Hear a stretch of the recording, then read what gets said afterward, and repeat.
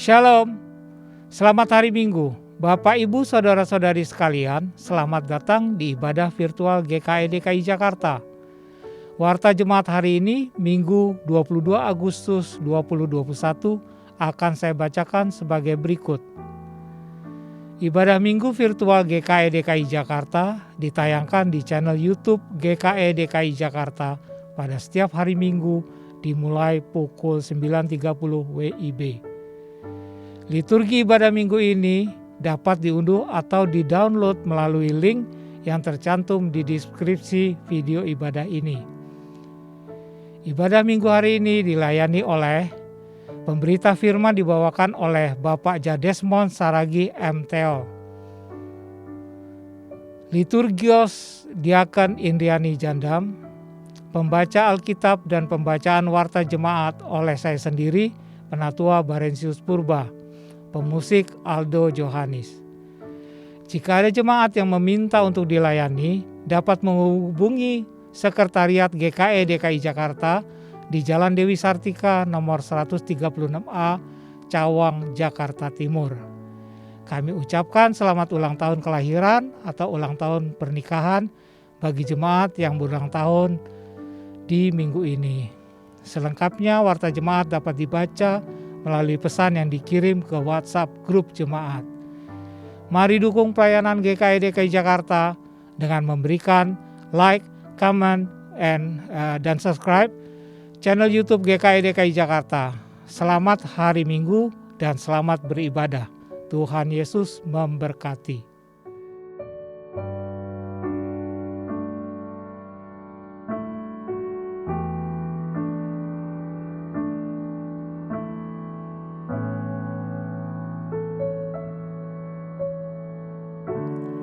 Selamat pagi, salam sejahtera untuk kita sekalian.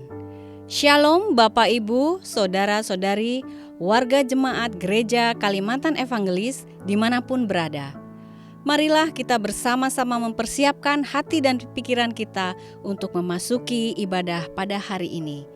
Marilah kita mengangkat pujian dari Kidung Jemaat nomor 19, Tuhanku Yesus.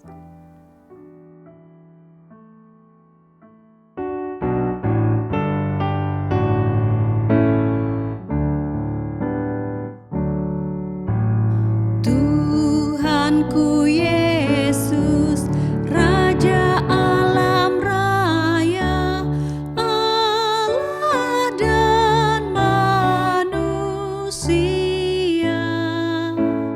Kau ku kasihi, Kau junjunganku, bahagiaku yang bakal.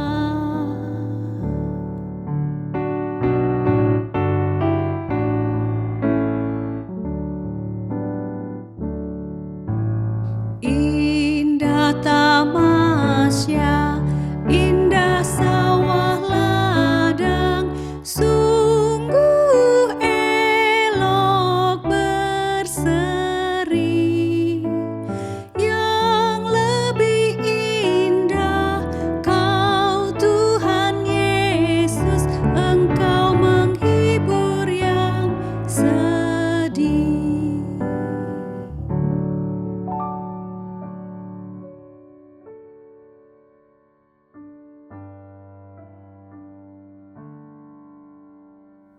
Dalam nama Bapa, Anak, dan Roh Kudus. Amin. Kasih karunia dan damai sejahtera dari Allah Bapa kita dan dari Tuhan Yesus Kristus menyertai kamu. Amin.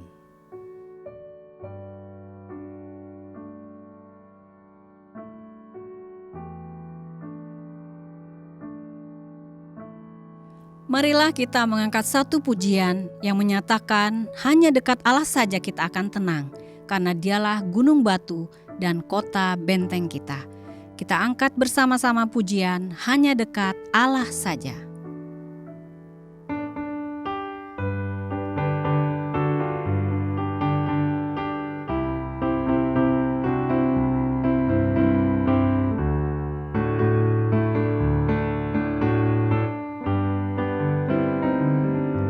Hanya dekat Allah saja aku tenang.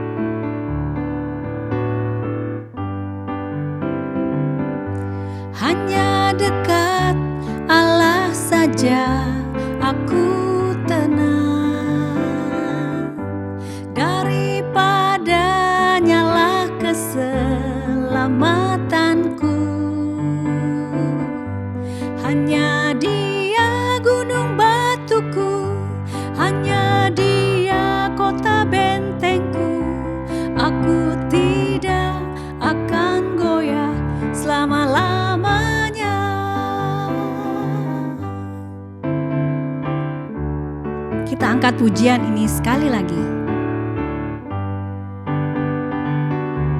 Hanya dekat Allah saja aku tenang, daripadanya lah keselamatanku. Hanya Dia gunung batuku, hanya Dia kota bentengku. Aku tidak akan goyah selama-lamanya.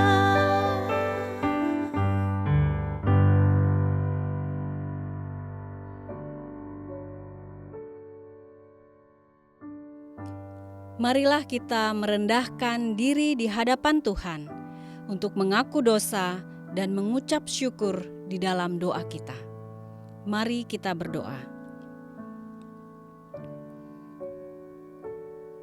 Ya Bapa, sekalipun kasih-Mu begitu besar, tak terhingga dan ajaib, namun kami masih sering berbuat dosa terhadap Engkau, terhadap sesama kami, terhadap alam dan seluruh ciptaan-Mu. Kami lupa berbelas kasihan Tuhan terhadap sesama ciptaan-Mu yang ada di sekitar kami. Kami sering berlaku kurang adil, hidup untuk diri kami sendiri. Kami lalai terhadap pekerjaan dan pelayanan kami. Kami lalai dalam berdoa dan beribadah kepadamu. Di masa pandemi COVID-19 yang tengah melanda ini, mengingatkan betapa lemah dan fananya hidup kami. Ampunilah dosa kami, kuatkan dan teguhkanlah iman kami, serta berilah hikmat dalam menghadapi masa pandemi ini. Di tengah kealpaan dan dosa ini, kami pun tak lupa bersyukur Tuhan, karena kasih-Mu yang tiada terbatas itu telah memungkinkan dan melayakkan kami untuk berbakti kepadamu. Berkatilah kami yang bertugas pada hari ini, dan berkati juga umat-Mu yang beribadah bersama-sama dengan kami di rumah masing-masing. Kiranya pujian dan doa dan firman-Mu pada hari ini menjadi berkat untuk hidup kami. Kami berdoa di dalam nama Tuhan Yesus Kristus, Juru Selamat kami. Amin.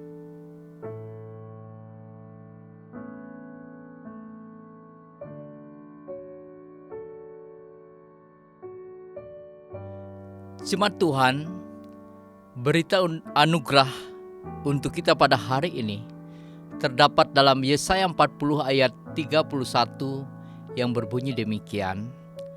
Tetapi orang-orang yang menanti-nantikan Tuhan mendapat kekuatan baru.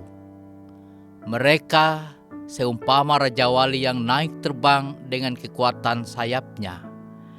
Mereka berlari dan tidak menjadi lesu.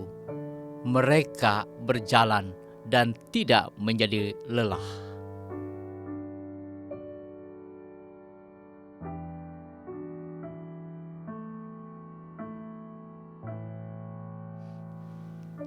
Marilah kita mendengar firman Allah yang tertulis dalam kitab Mazmur pasal 84 ayat 1 sampai dengan ayat 12 dengan perikop rindu kepada kediaman Allah. Untuk pemimpin biduan, menurut lagu Gitit, Mazmur Bani Korah. Betapa disenangi tempat kediaman-Mu, ya Tuhan semesta alam. Jiwaku hancur karena merindukan pelataran-pelataran Tuhan. Hatiku dan dagingku bersorak-sorai kepada Allah yang hidup. Bahkan burung pipit telah mendapat sebuah rumah, dan burung layang-layang sebuah sarang, tempat menaruh anak-anaknya pada mesbah-mesbah-Mu, ya Tuhan semesta alam. Ya Rajaku dan Allahku, berbahagialah orang-orang yang diam di rumah-Mu, yang terus-menerus memuji-muji Engkau. Berbahagialah manusia yang kekuatannya di dalam Engkau, yang berhasrat mengadakan ziarah. Apabila melintas lembah Baka, mereka semuanya menjadi tempat yang bermata air. Bahkan hujan pada awal musim menjelubunginya dengan berkat. Mereka berjalan makin lama makin kuat. Mereka menghadap Allah di Sion. Ya Tuhan, Allah semesta alam, dengarkanlah doaku. Pasanglah telinga ya Allah Yakub. Lihatlah perisai kami ya Allah. Pandanglah wajah orang yang Kau urapi. Sebab lebih baik 1 hari di pelataran-Mu daripada 1000 hari di tempat lain. Lebih baik berdiri di ambang pintu rumah Allahku daripada diam di kemah-kemah orang fasik. Sebab Tuhan Allah adalah matahari dan perisai. Kasih dan kemuliaan-Nya Ia berikan. Ia tidak menahan kebaikan dari orang yang hidup tidak bercela. Yang berbahagialah ialah mereka yang mendengarkan firman Allah dan memeliharanya. Amin.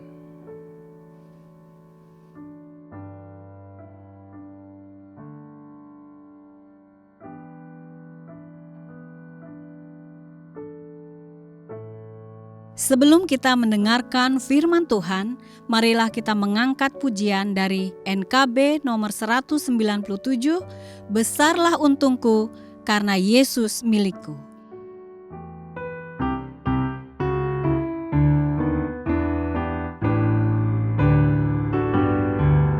Besarlah untungku jika Yesus milikku, bersuka jiwaku karena damai yang penuh. Meskipun angin keras, badai dunia menderu, tak goyah hatiku karena Yesus milikku. Benar-benar besarlah untungku, benar-benar besarlah untungku, benar-benar besarlah untungku ketika Yesus sungguhlah tetap milikku.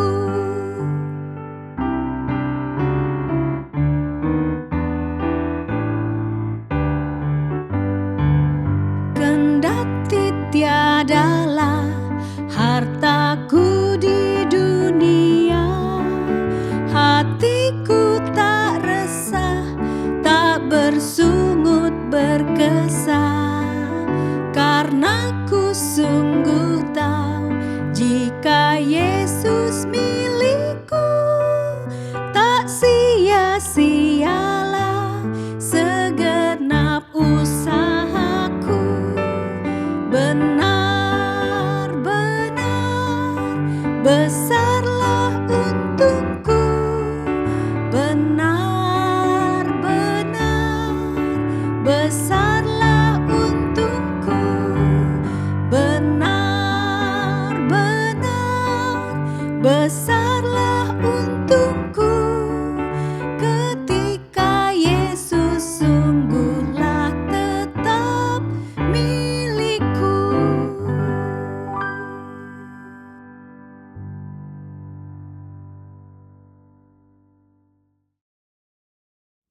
Jemaat GKE DKI Jakarta yang dikasihi oleh Tuhan, kita mendapat kesempatan untuk bersama-sama merenungkan firman Tuhan.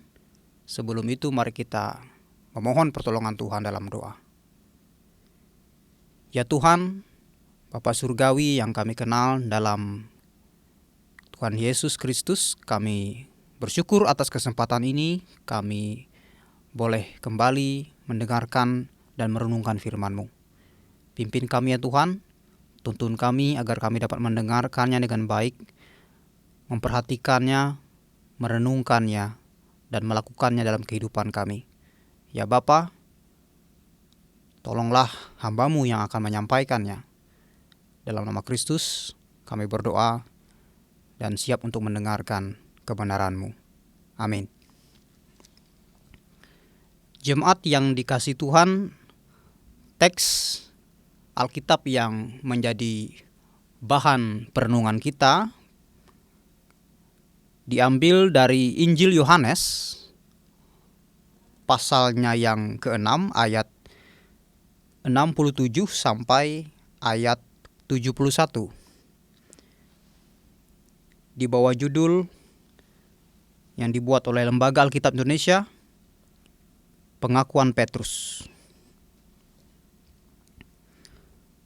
Maka kata Yesus kepada ke-12 muridnya, "Apakah kamu tidak mau pergi juga?"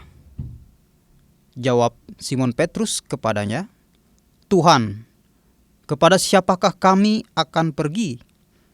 Perkataanmu adalah perkataan hidup yang kekal. Dan kami telah percaya dan tahu bahwa Engkau adalah yang kudus dari Allah." Jawab Yesus kepada mereka, "Bukankah aku sendiri yang telah memilih kamu yang 12 ini? Namun seorang di antaramu adalah iblis." Yang dimaksudkannya ialah Yudas, anak Simon Iskariot, sebab dialah yang akan menyerahkan Yesus. Dia seorang di antara ke-12 murid itu.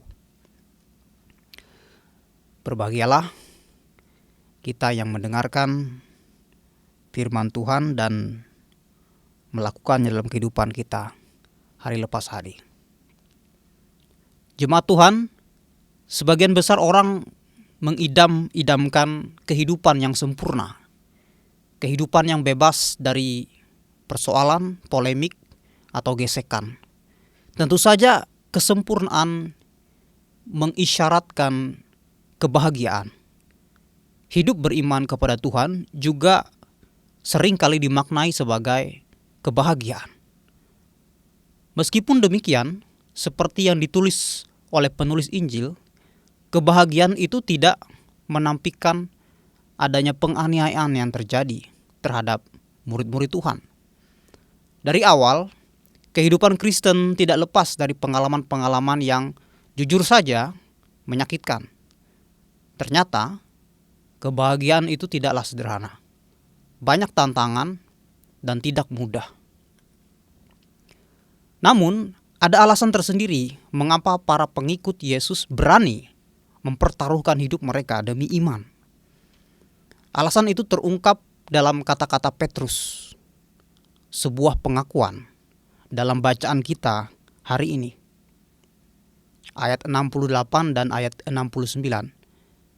Kata Petrus, "Tuhan, kepada siapakah kami akan pergi? Engkau memiliki perkataan hidup yang kekal. Kami telah percaya dan tahu bahwa Engkaulah yang kudus dari Allah." Kata-kata ini bermakna tidak hanya karena kebenaran isinya, tetapi juga karena keluar dari mulut seorang Petrus. Murid yang satu ini memang istimewa. Kadangkala ia bertindak sebagai model kemuridan, meskipun tidak selalu dibarengi oleh pemahaman yang dalam. Namun ia sebenarnya mewakili murid-murid yang lain. Bahkan dalam pengakuannya tadi, Petrus juga mewakili kita. Beriman dan berani, tetapi seringkali dalam pemahaman yang tidak mendalam, yang selalu perlu dididik. Saudara-saudari yang dikasihi Tuhan, karena perkataan Tuhan Yesus yang keras dan sulit dimengerti, banyak murid yang memutuskan untuk meninggalkan Yesus. Pada satu sisi kita maklum, banyak yang mengikuti Yesus bukan karena mereka mengerti misi pelayanan Yesus. Pasti tidak sedikit mengikuti guru mereka karena takjub melihat tanda-tanda mukjizat yang diadakan oleh Yesus. Tidak lebih. Injil Yohanes dengan jelas mengungkapkan bahwa tanda-tanda itu terbatas sekali. Kita diingatkan kepada peristiwa penyembuhan di kolam Bethesda. Seorang lumpuh telah disembuhkan, namun ia justru menyerahkan Yesus kepada para pemuka Yahudi. Karya Tuhan itu tidak diterima menjadi dasar relasi hidupnya. Tidak bisa kita pungkiri, melalui mukjizat banyak orang dipulihkan kondisi fisiknya, namun hati mereka tidak sama sekali. Banyak orang juga mengagumi pengajaran Yesus. Ajaran-ajarannya tentang kemanusiaan, tentang kasih kepada musuh-musuh misalnya, tentu menawan hati banyak orang. Kepandaiannya mengajar, kecakapannya bisa menarik banyak peminat. Tidaklah berlebihan jika Yesus mungkin menjadi terkenal layaknya selebritas pada zaman kita. Akan tetapi, kekaguman demikian bisa pudar, hanya sementara. Orang bisa merasa bosan atau mungkin terdistraksi oleh kebutuhan atau kepentingan lain. Ada juga pengikut yang mengharapkan sesuatu dari Tuhan Yesus. Sesuatu itu terkait kepentingan lain, kepentingan kekuasaan misalnya.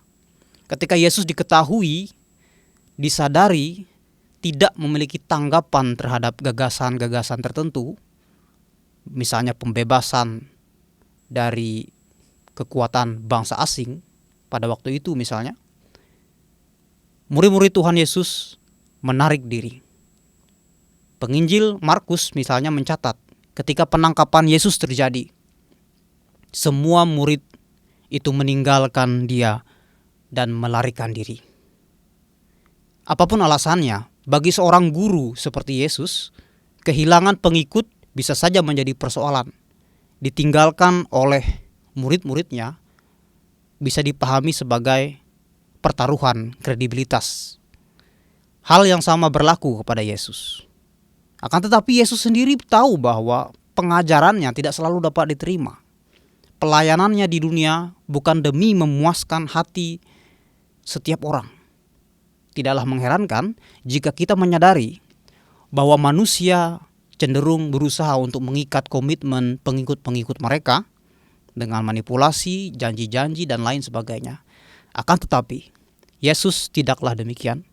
Itulah sebabnya ia bertanya, ayat 67,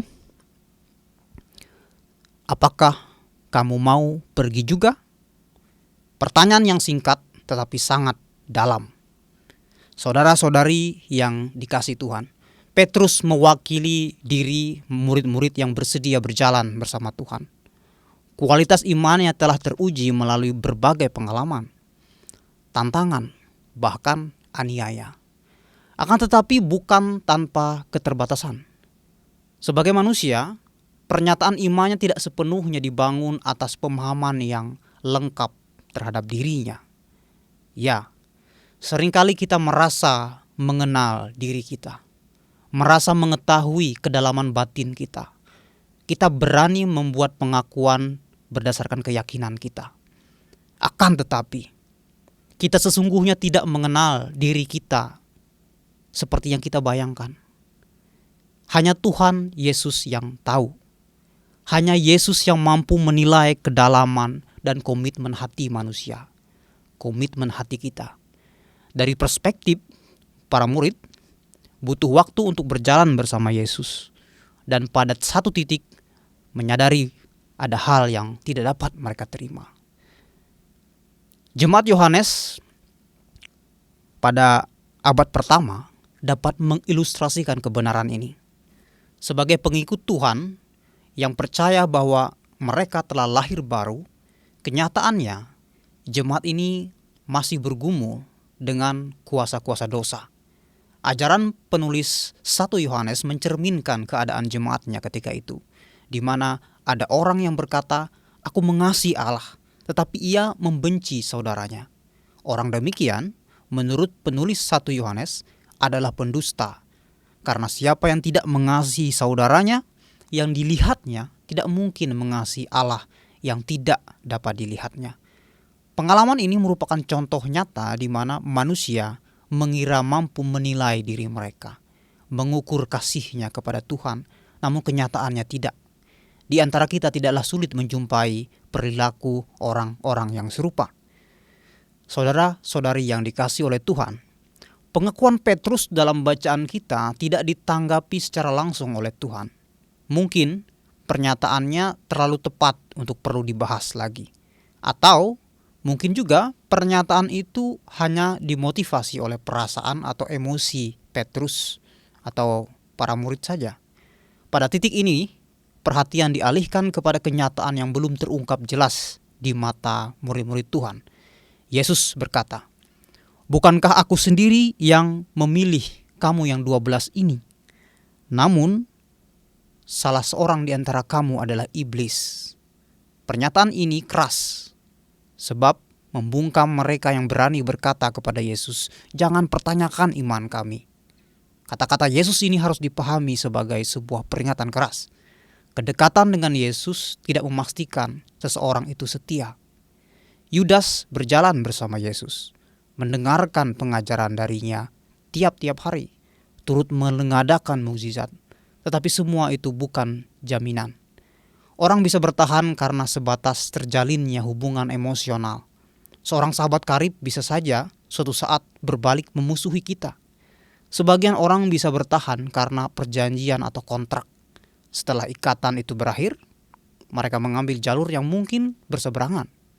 Selain itu, orang bisa bertahan karena lingkungan yang telah menjadi semacam identitas bagi dirinya. Dalam konteks orang Kristen masa kini, sebagai contoh, kita setia karena mempertahankan jati diri kita yang lahir sebagai Kristen. Identitas telah menjadi semacam zona nyaman kita. Pertanyaan Yesus, apakah kamu mau pergi juga? Memaksa kita untuk merenungkan semuanya. Bahkan hal-hal atau kegiatan yang selama ini kita anggap mendekatkan kita kepada Tuhan. Jawaban kita mungkin sama seperti model pengakuan yang diucapkan oleh Petrus. Kita merasa mengenal diri kita, mampu menilai kualitas iman kita, atau kita terjebak dalam iman yang narsisistik, setia selama segala sesuatu sejalan dengan kemauan kita. Iman semacam ini, atau lebih tepatnya mentalitas ini, tidak membuat kita semakin mengasihi Kristus, tetapi mengeraskan hati kita dan ingin agar hanya kebutuhan kita yang dipuaskan. Yesus lebih mengenal hingga ke kedalaman hati kita. Ia tidak perlu merespons pengakuan-pengakuan kita, sama seperti yang dilakukannya kepada Petrus. Saudara-saudari yang dikasihi oleh Tuhan, dalam 1 Yohanes pasal 1 ayat 8 dikatakan, "Jika kita berkata bahwa kita tidak berdosa, kita menipu diri kita sendiri, dan kebenaran tidak ada di dalam kita." Persekutuan orang percaya dibangun atas dasar pengakuan akan dosa-dosa. Pengakuan ini sangatlah mendasar, bahkan dijadikan unsur yang mendahului pengakuan lain dalam liturgi kita. Namun, penting untuk kita maknai, pengakuan dosa erat hubungannya dengan respons iman kita kepada Allah. Pengakuan dosa merupakan satu cara untuk mengenali diri kita di hadapan Allah yang penuh rahmat. Pengakuan bukanlah sebatas rumusan, tetapi lahir dari hati yang diterangi oleh firman Tuhan. Melaluinya kita dituntun melihat diri kita lebih jelas, mengenali jiwa pemberontak dalam diri kita. Pengakuan itu memberi dasar hidup beriman kita untuk merenungi langkah-langkah, kegiatan, kedekatan, dan kesalehan kita sejauh ini. Pengakuan ini pula merupakan bagian dari makanan rohani kita. Hanya dengan demikianlah kita mulai memaknai dan menghidupi peringatan Tuhan Yesus. Kita sedang menghadapi godaan dan bahaya meninggalkan Dia. Apalagi jika kita mengakui bahwa kerap juga kita tidak menyukai kebenaran itu. Tuhan menolong kita. Amin.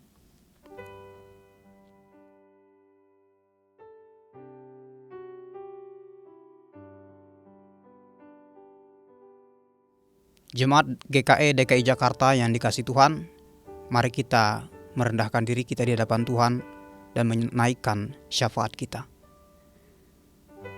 Ya Bapa, Allah yang penuh rahmat, kami mengucap syukur ya Tuhan atas kebaikan dan kemurahan Tuhan yang dapat kami alami dalam kehidupan kami.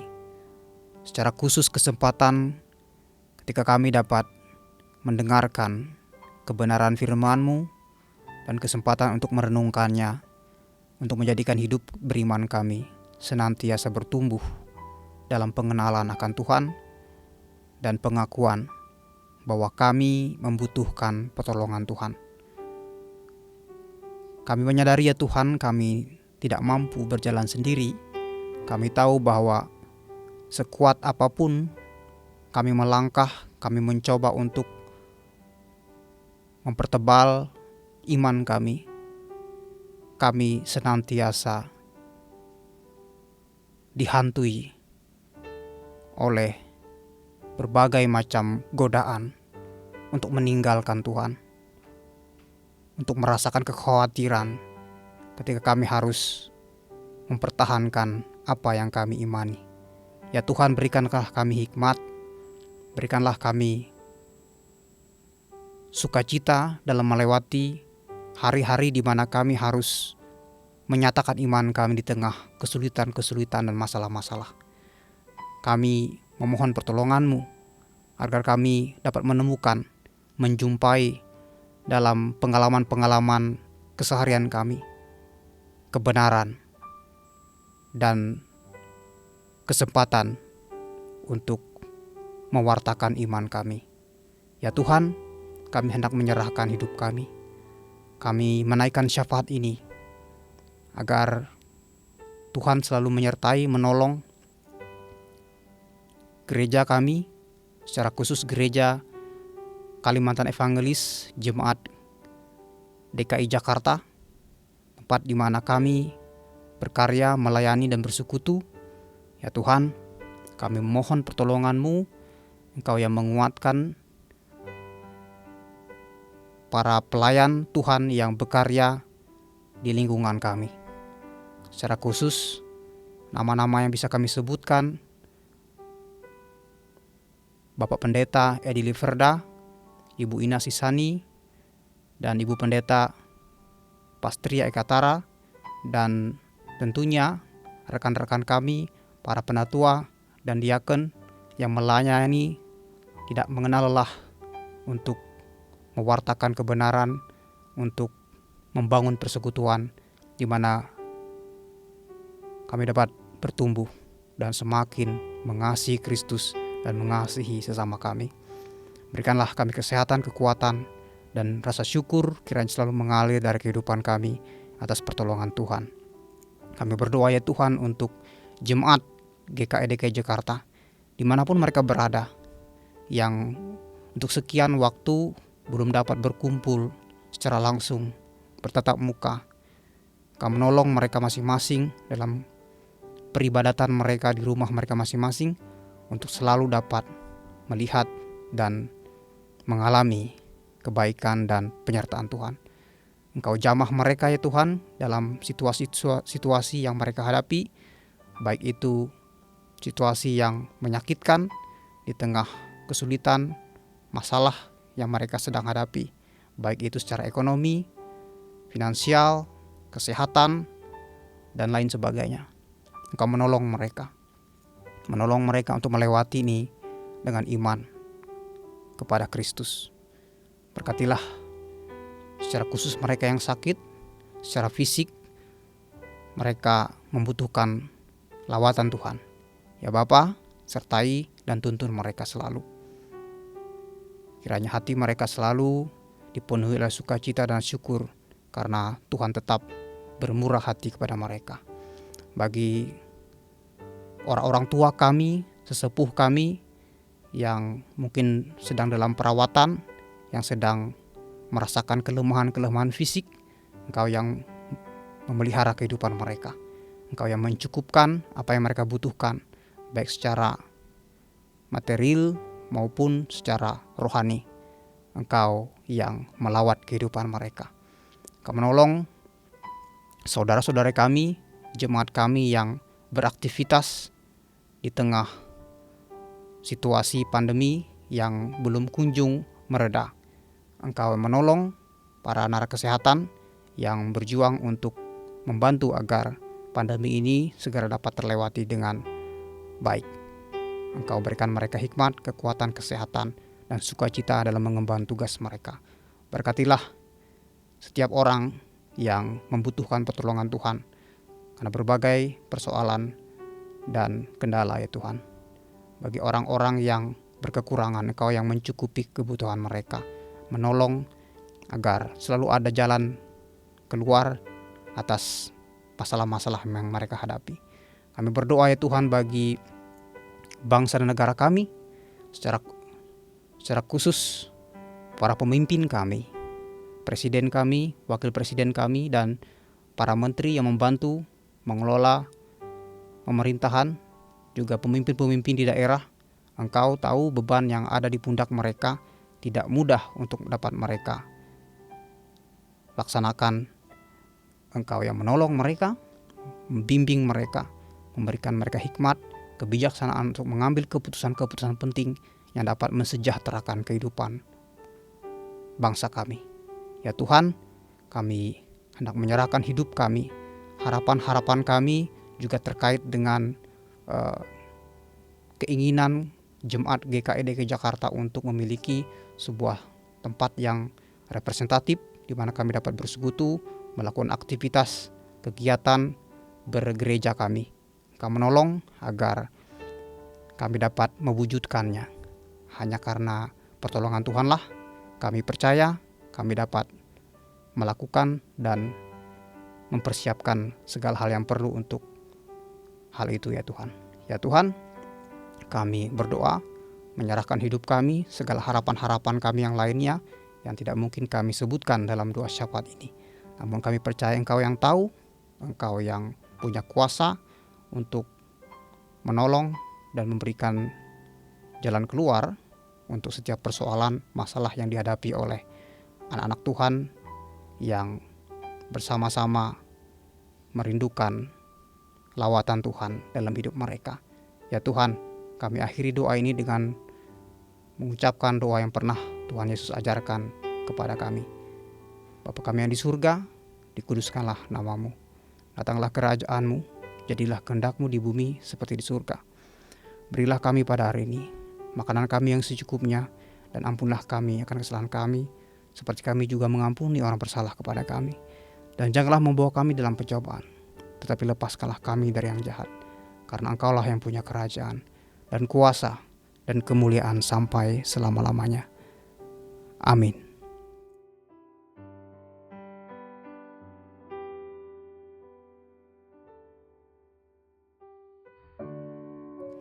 Sekarang kita akan bersama-sama memberikan persembahan syukur yang terbaik kepada Tuhan. Karena Tuhan telah lebih dulu memberikan yang terbaik kepada kita. Persembahan dapat dikumpulkan secara mandiri kepada jemaat masing-masing atau ke rekening Majelis Jemaat Gereja Kalimantan Evangelis DKI Jakarta. Adapun nats pengantar diambil dari Mazmur 54 ayat 8 dan 1 Tawarik 29 ayat 17a. Dengan rela hati aku akan mempersembahkan korban kepadamu, bersyukur sebab namamu baik ya Tuhan. Aku tahu ya Allahku bahwa Engkau adalah penguji hati dan berkenan kepada keikhlasan. Maka aku pun mempersembahkan semuanya itu dengan sukacita dan sukarela dan tulus ikhlas. Mari kita berdoa.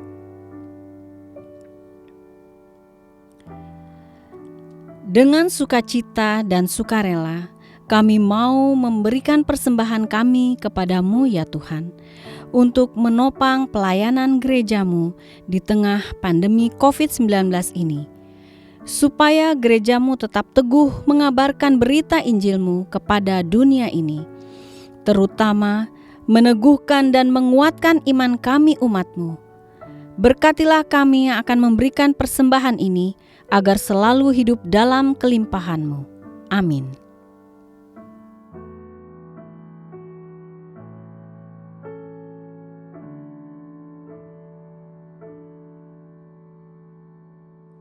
Marilah kita memberi persembahan kita dengan keyakinan bahwa Allah akan melipat gandakan sukacita dan berkat-Nya kepada kita. Diiringi dengan menyanyi PKJ nomor 282 ayat 1 dan 2, Tuhan tolonglah bangunkan iman.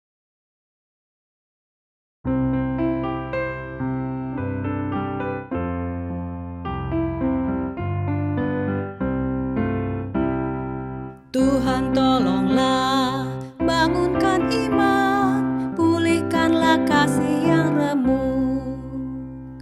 Tuhan tolonglah, bangunkan iman, pulihkanlah kasih yang remuk. Ubahlah hatiku, jamahlah diriku, biar di tangan-Mu berbentuk. Tuhan tolonglah, bangunkan iman, pulihkanlah kasih yang remuk.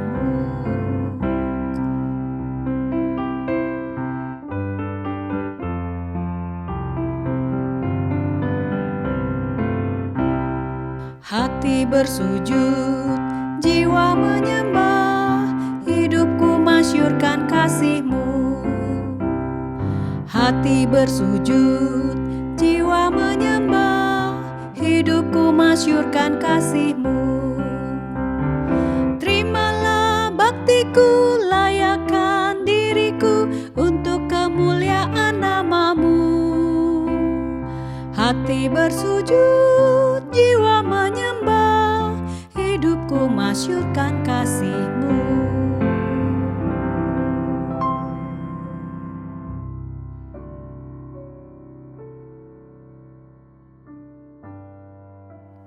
Marilah kita berdiri bersama-sama dengan sekalian orang percaya dari segala masa dan tempat mengikrarkan pengakuan iman Kristen. Aku percaya kepada Allah, Bapa yang Maha Kuasa, Khalik langit dan bumi, dan kepada Yesus Kristus anaknya yang tunggal Tuhan kita, yang dikandung daripada Roh Kudus, lahir dari anak darah Maria, yang menderita sengsara di bawah pemerintahan Pontius Pilatus, disalibkan, mati dan dikuburkan, turun ke dalam kerajaan maut. Pada hari yang ketiga, bangkit pula dari antara orang mati, naik ke sorga, duduk di sebelah kanan Allah, Bapa yang Maha Kuasa, dan datang dari sana untuk menghakimi orang yang hidup dan yang mati. Aku percaya kepada Roh Kudus, gereja yang kudus dan am, persekutuan orang kudus, pengampunan dosa, kebangkitan daging, dan hidup yang kekal. Haleluya.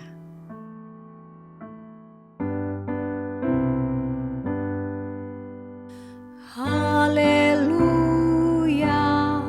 haleluya, haleluya.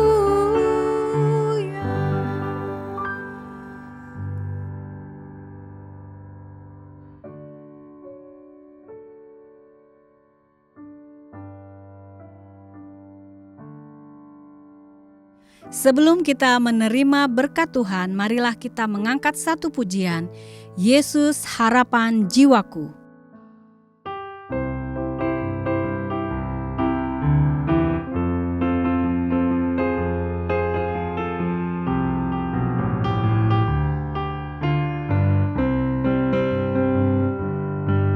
Pengharapanku hanya Yesus saja, yang mati atas Golgota. Dia gembala jiwaku yang sungguh, Yesus dia harapanku. Yesus harapan jiwaku, Yesus pelepas dosaku. Dia pohon selamat dan kesenanganku, Yesus dia harapanku.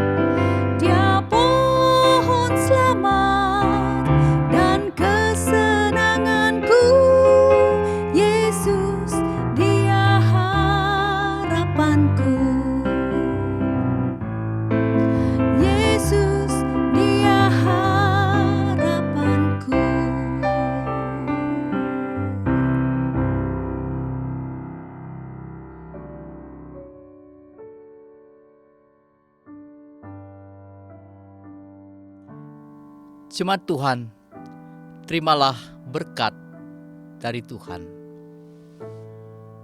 Tuhan memberkati engkau dan melindungi engkau. Tuhan menyinari engkau dan wajah-Nya dan memberi engkau kasih karunia. Tuhan menghadapkan wajah-Nya kepadamu dan memberi engkau damai sejahtera.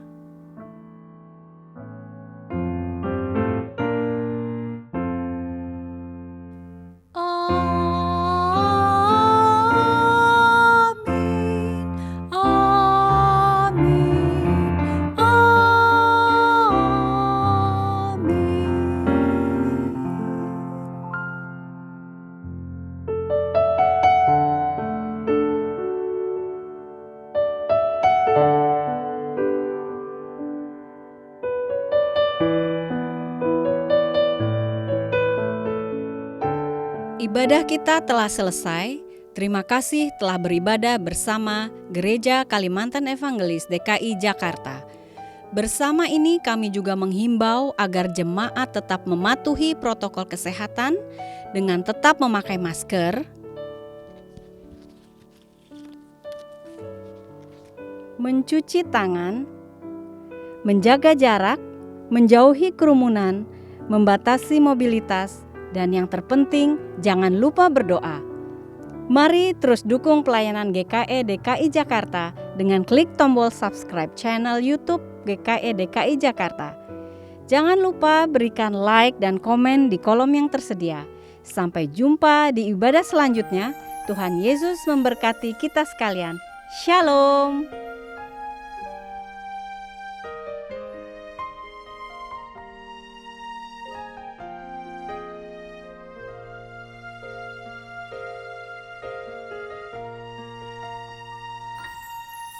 Tuhan tak pernah janji langit selalu biru, tetapi Dia berjanji selalu menyertai. Tuhan tak pernah janji jalan selalu rata, tetapi Dia berjanji berikan kekuatan. Jangan pernah menyerah, jangan berputus asa. Mujizat Tuhan ada saat hati menyembah.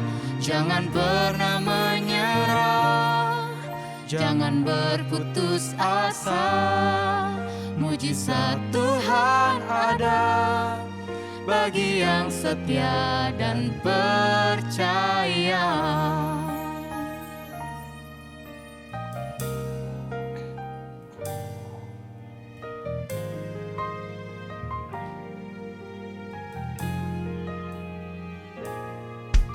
Tuhan tak pernah janji langit selalu biru, tetapi Dia berjanji selalu menyertai.